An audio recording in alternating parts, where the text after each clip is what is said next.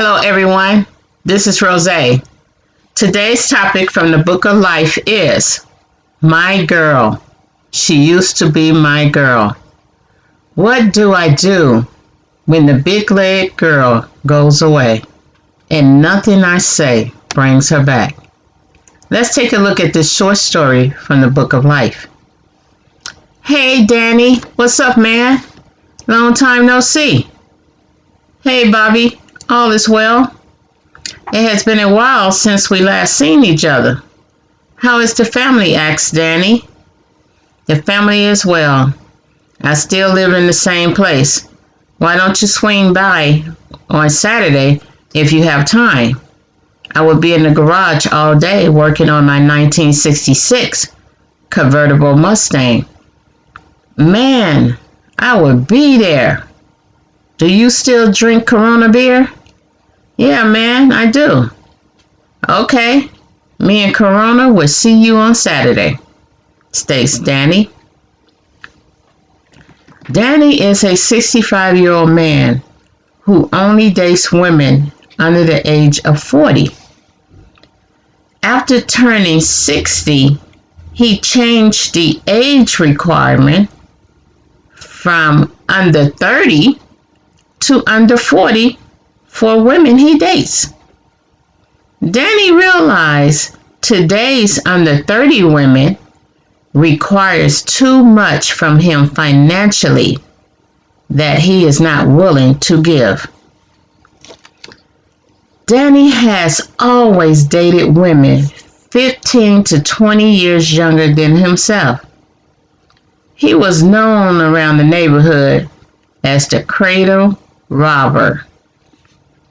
He always had a player's swag as he dressed in his 1970 finest attire. Danny wore elephant leg pants long after they went out of style. He was just a vintage type of guy. After one of the neighborhood teenagers nicknamed him Taco Bell, Danny changed his vintage attire to straight leg pants. He's still old school, but at least he changed to straight leg pants. At the age of 41, Danny married a woman who was just 21. He called her Big Leg Ruby. This was the first time Danny fell in love with a woman. As a womanizer, he never thought he was capable of falling in love. Danny brought Big Leg Ruby a house and a new car before she agreed to marry him. So Danny is excited about going over to his longtime friend Bobby's house. He's looking forward to hanging out with his friend once again, and especially watching his friend fix up a 1966 convertible Mustang, because Danny is still old school. Even though he still dressed sharp in his old school vintage attire, he still look good. Take his clothes to the cleaners, have them crisp, looking fly. So he loved that old school era, and he was looking forward to hanging out at Bobby's house, watching him fix up that car. So Danny gets up out of bed on Saturday morning around 10 a.m. He lays out his clothes on the bed before turning on the shower. Danny thinks to himself as he showers, I hope Bobby's wife, young tenderoni friends, comes over. It has been a while since I had a woman in my bed. After picking up a case of Corona beer from the store, he heads to Bobby's house. When he arrives around noon, Bobby was in the garage under the hood of his 1966 convertible Mustang. "Hey man, what's up?" shouts Danny as he walks into the garage carrying the beer. "Hey Danny man, you made it." "Man, I wouldn't miss seeing you fix up the Mustang for nothing in the world. You know I used to own one myself back in the day." "Yeah, man," said Bobby. "I remember you telling me." "I told my wife, Christina, that you were coming by. She is in the house making us some finger foods for lunch." "Okay, Bobby, sounds good." Bobby asked Danny to put the beer in the small refrigerator near where he was standing in the garage. After placing the beer in the fridge, Danny sat in one of the 4 folding chairs. Bobby informs Danny in detail his plans and how he was going to fix up the car, what he was going to do to it. As they was talking, Christina, Bobby's wife, walks into the garage carrying the finger food she prepared for them. Danny asked if she had any single friends that as she was walking into the garage. She looked at Danny. She walked over to the folding table near where he was sitting. She placed the food on the table. Then she goes over to him and she just greets him with a hug and said, "Hi, Danny." In other words, she had that look on her face. "Don't ask me about no young woman before I can even come in here and lay this food on the table and greet you with a hi. Can you at least let me do that?" So she was calm, cool, and collected. She just looked at him, smiled, walked over to the table, and did what she came to do. Then she went and hugged him and greeted him. So she was just giggling because she thought he was so funny. So Christina, giggling as she exited the garage, she heard his question, but she wasn't going to answer it right then and there. So as she was leaving the garage, she was giggling, and then that's when she turned back around to him and she said she wasn't sure of her friend's relationship status. So in other words, leave me alone about my friends. So Bobby stopped working. He went over to the small sink that was in the garage, washed his hands, grabbed him and Danny a beer out of the fridge. They both sat, ate, and drank beer as they told stories about the good old days. Bobby asked Danny why he divorced the love of his life, Big Leg Ruby. So basically, he's letting him know, man, you out here trying to chase down these young women. You'd have gotten older. Let's talk about Big Leg Ruby. Why you divorced Big Leg Ruby? Danny's entire countenance shined with happiness as he talked about Ruby. I mean, when Bobby brought up Big Leg Ruby, Danny just lit up. He said, "Man, Bobby, let me tell you about Ruby." He said, "She lights up my world with her presence. She have always lit up my world with her presence from the first time I met her until this day." He said, "I met her around the corner from my house at a small furniture store. I would hang out at the store talking to the owner. Occasionally, I would help the owner move furniture. Ruby came into the store to purchase a box spring for her bed. She thought I worked at the store. She asked me a lot of questions about box springs. I made a suggestion as to the type of box spring that would be best for the type of mattress she had. He tells Bobby, he says she had just rented her first apartment at the age of 19. That's when I met her, man. She was only 19 years old. Just rented her first apartment and was looking for furniture with a limited budget. Someone gave her a new mattress with bed rails, but she needed a box spring. I'm glad she did because I was there to help her. I told her that I worked part-time as a handyman and that I would be more than happy to help her with any work needed in her new apartment. See, I'm a smooth operator, Bobby. I know how to get into these young women's heads.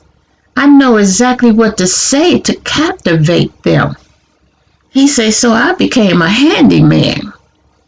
See, that was a way of me giving her my number or taking hers without me asking in a flirtatious way. He said, that's how a smooth operator do it.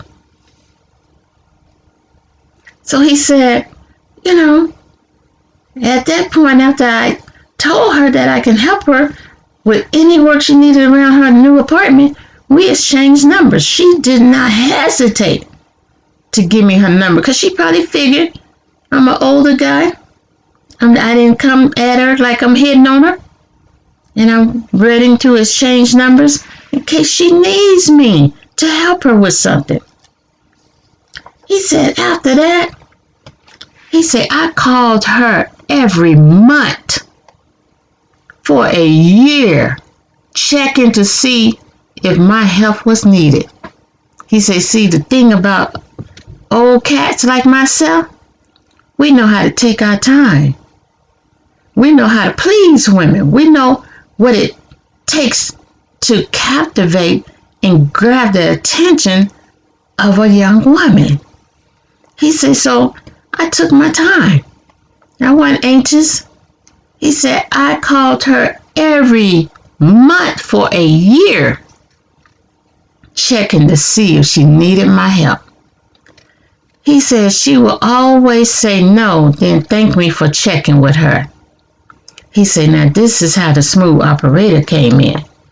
He said, each time I called, I would engage her in having a brief conversation with me. He said it was brief.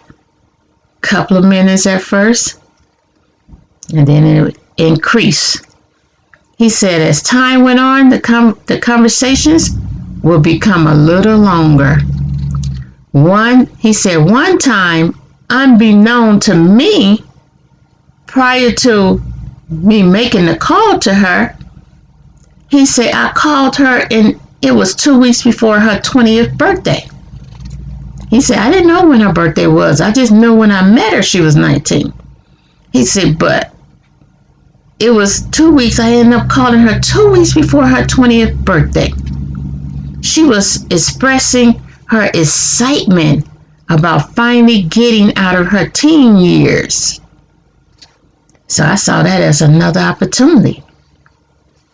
He said, I asked her to take her to dinner to celebrate. See, he said by this time, we had been talking for almost a year on the phone. So she knew she can trust me. I had been calling her every month, not pressuring her for nothing, engaging in short conversations, ending the call when I felt she was ready to end it. She was comfortable. So now I have a reason to ask her out for a date without her knowing there's a date. I want to celebrate her 20th birthday with her. He said, Danny said, to my surprise, she said yes. She said yes. I could tell she was starting to feel comfortable being around me. Also, she appears to enjoy talking to me. He said, I knew the smooth operator was working. She will often tell me that she wishes the young guys her age carried themselves the way I did and was as easy to talk to as I was. See, now she's starting to compare me to the young guys, and she sees something lacking in them. See, that I knew that was the direction I was going in. She's now seeing something lacking in them. She see me bringing something to the table that they're not bringing, and she likes it. She likes the conversation. She likes the attention. She likes the compassion, the understanding, the patience that I bring to her. Like I said, I know how to capture the mind of the young woman. So now she wants to go to dinner with me. I could tell that I'm in. I got her. At this point, I knew I have totally captivated her mind. I took this opportunity to let her know that if I had a woman like her, I would buy her a house and a car. See, I gotta take this opportunity to seize the moment and put something in her thoughts that these young cats not gonna put in her head. Cause see, they about themselves. So now I gotta let her see how I can be a blessing to her. So I told her if I had a woman like her, I would buy her a house and a car. I told her if she would marry me when she turns 21, that I would honor my words and buy her a house and a car. She told me that was something to think about. She said, wow, you put a lot on me. You blowing my mind with all of this conversation and your compassion, understanding, caring personality. She said, that's something to think about. She said, but, she said, I never dated anyone 20 years older than me. She said, I never did that. She said, so that right there is got me a little hesitant. She said, I like the way you call and talk to me and we hang out and you took me to dinner, but, I never dated anyone 20 years older. I told her, a man 20 years older can make her feel things in and out of bed that a dude her age couldn't, because they are still green behind the ears and don't have the experience or the knowledge to do what I do. At that moment, I knew I had her attention, because for the first time, she allowed me to kiss her good night. So, like I say, I always look for a moment to just seize the moment. I seize every opportunity I get, and I don't do it at a fast pace. So once I seen that she would allow me to kiss her good night, you better believe, man, I gave her a very passionate kiss to match the words I was speaking. Bobby stared at Danny as he talked about meeting Ruby. He said, he thought to himself, man, I just asked him what happened between him and Ruby and why he divorced her. And he'd given me this whole history of when he met her. He lit up when I asked him about Ruby. He said, now I'm sitting up here. He just stared at him. And he was like, wow. He said, so tell me, Danny, did she marry you because you promised her to buy her a house and a car? Or because the romance became hot and heavy? He said, so what is it, Danny? He said, you telling me about how you captivated this young girl mind, and I could see that. He said, so how in the world did y'all get married? What was it? Was it the house and the car? Or did y'all get to that point where y'all became romantically involved? and it was hot and heavy, and she couldn't say no. Danny, with his chest stuck out, because he was proud of this discussion and proud of his relationship with Ruby, he stuck out his chest and he said, man, both. I made love to Ruby for the first time 2 months after the passionate goodnight kiss. He said, man, I knew I blew her mind because she was the one initiating sex after the first time. He said 5 months prior to her 21st birthday, she agreed to marry me. He said, as promised, I delivered. He said, man, that's the thing. You can't tell these young women a bunch of stuff and don't deliver with actions. He said, as promised, I delivered. He said, I purchased us a house and a new car. Because, see, she was my wife now. He said, I wanted her to conceive my baby on our wedding night. I wanted all the fellas to know that she was off the market and that she was mine. I was taking her off the market, and I wanted everyone to know that.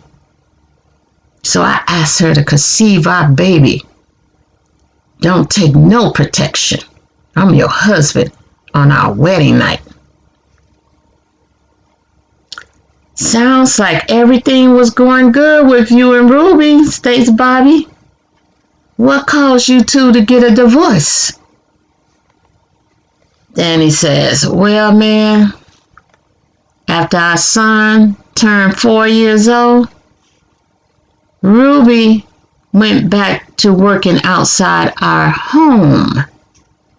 I refused to allow her to work outside our home after we got married.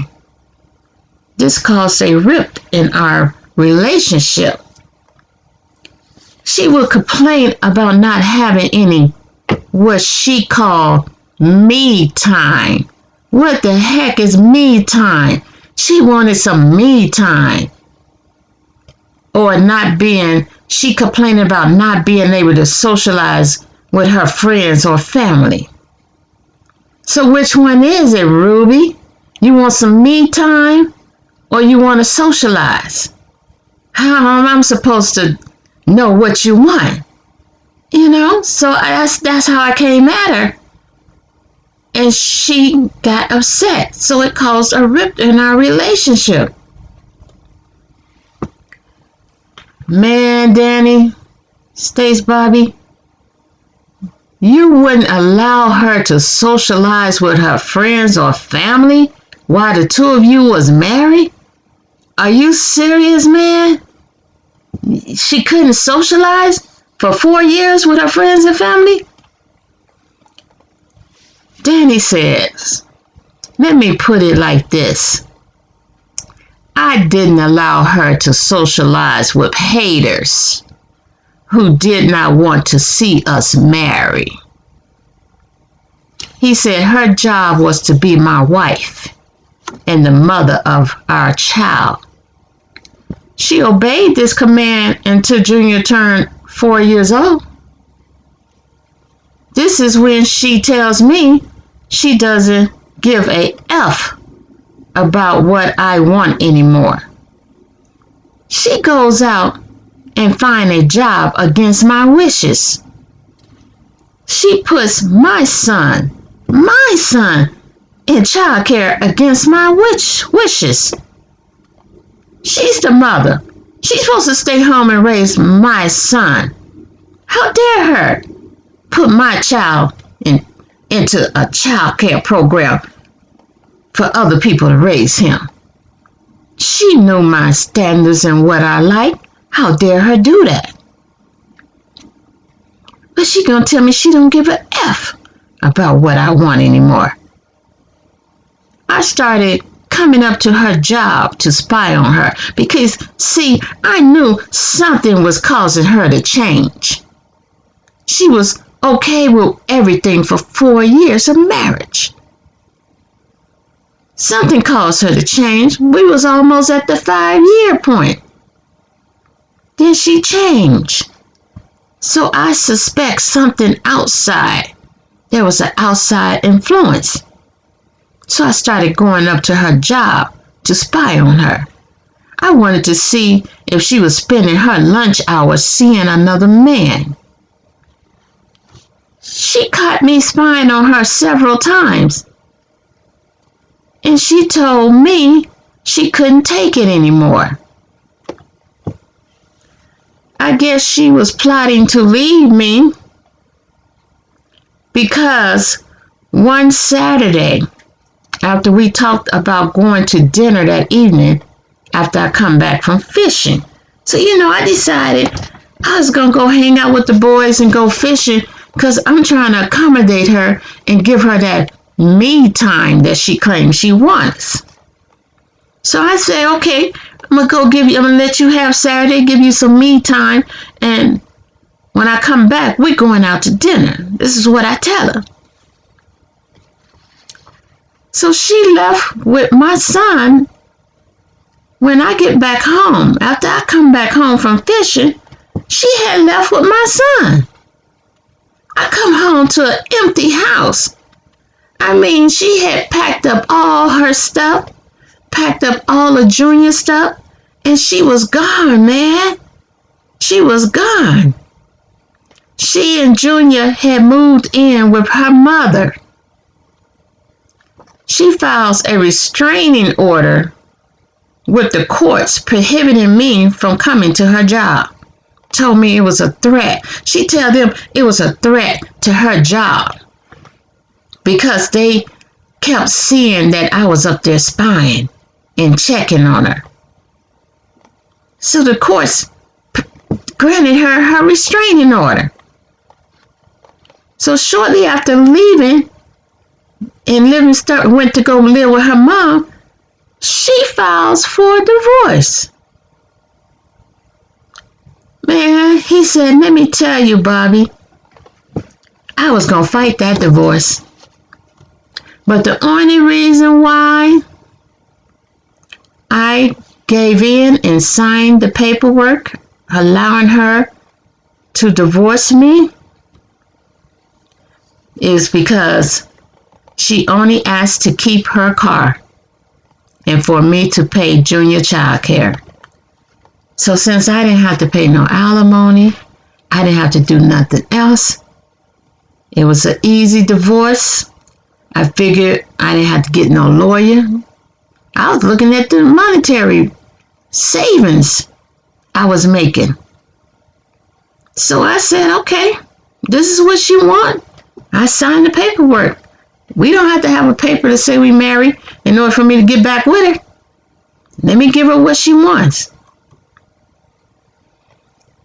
He said, Danny tells Bobby, he said, man, Bobby, it has been 19 years since our divorce, and I still love Ruby as much today as I did when I first laid eyes on her.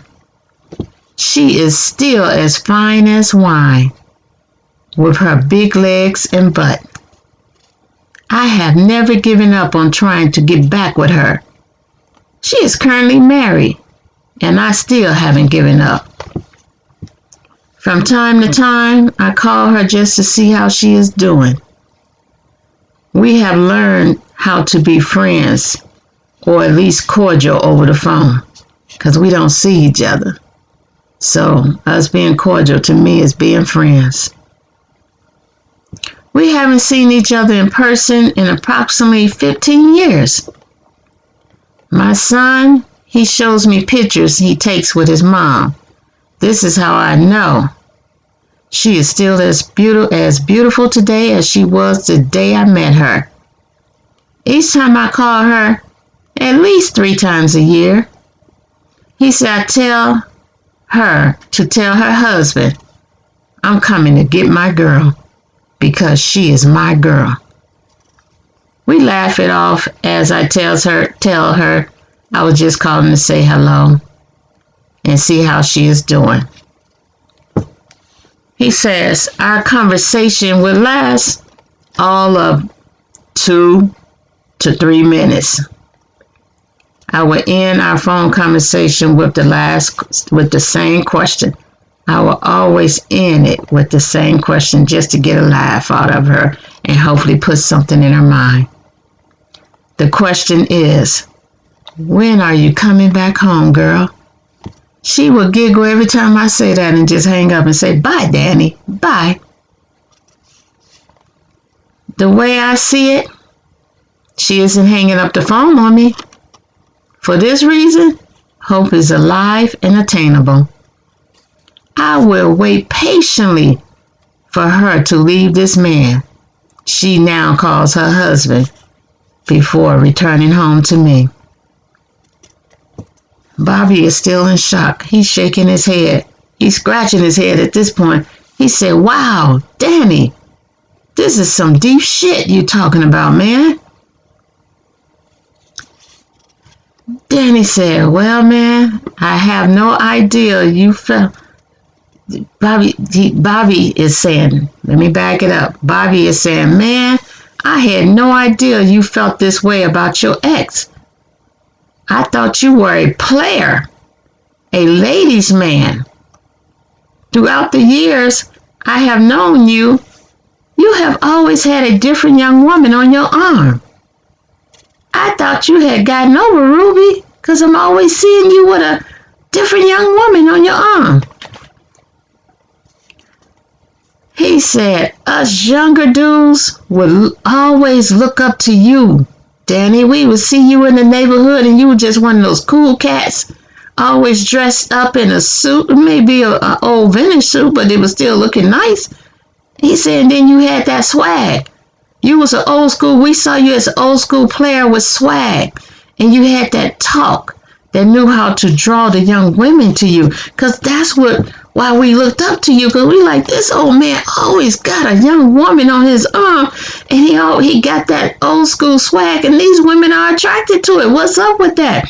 So we looked up to you because we wanted to learn from you. He said, hell, we was trying our best to learn from you. Now you telling me, although you were in the game, it wasn't in your heart? You telling me you was a player, but that wasn't what was in your heart? He said, yeah, Bobby, that's what I'm saying. I still have player skills. However, the player in me would rather be back married to my girl, Big Leg Ruby. What I have learned from this experience, Bobby, I learned what it took to get Ruby is what I should have continued to do to keep her. He said after we got married and I got her pregnant, I took her off the market. He said, I thought I had it made. I thought I could change up. He said, I was wrong. I was wrong, Bobby. He said, so if you learn anything from me today, learn that what it takes to get a woman is what it takes to keep her. He said, I thought by controlling her and limiting her outside contact would keep her with me forever because she will only know me or associate with only me. He tells Bobby, he said, too bad this lesson was learned too late by an old school player like me who had the wisdom and knowledge to get him, but didn't have the wisdom and knowledge to keep him. Click the thumbs up and the subscribe button to receive notifications of more articles from the Book of Life. Be blessed, people. Be safe. Peace.